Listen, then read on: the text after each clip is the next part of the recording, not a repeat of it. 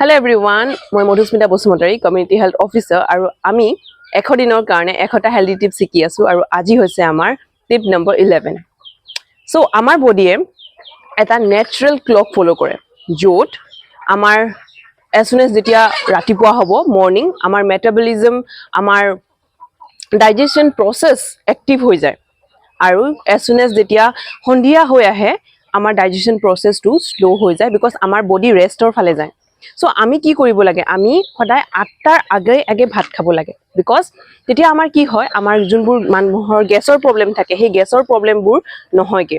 বহুত মানুহৰ ফেটস জমা হয় বহুত শকত হৈ যায় তো সেই প্ৰবলেমটো নহব আৰু প্লাস যাৰ সুগাৰ আছে সেই সুগাৰখিনি আপোনালোকৰ বেলেন্সড হৈ থাকিব বডিত সো আমি ৰাতি জলদি ভাত খোৱাটো বহুতেই দৰকাৰ বিকজ আমাৰ বডিয়ে তেতিয়া হিলিং প্ৰসেস ষ্টাৰ্ট কৰে আৰু যেহেতু আমাৰ গাত নিজৰ এটা শক্তি থাকে যাতে বেমাৰৰ পৰা ফাইট কৰিব কাৰণে ইমিউনিটি বুষ্ট হ'ব কাৰণে সো যেতিয়া আমি শু আমাৰ বডিয়ে নিজেই আমাৰ গাত হিলিং পাৱাৰটো এক্টিভ হয় আৰু আমাৰ বেমাৰৰ পৰা আমি বাচি থাকিব পাৰো তো তাৰ কাৰণে আমি সদায় ৰাতিপুৱা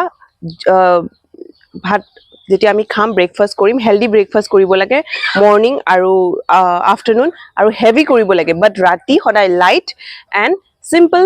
এণ্ড আৰ্লি ডিনাৰ কৰিব লাগে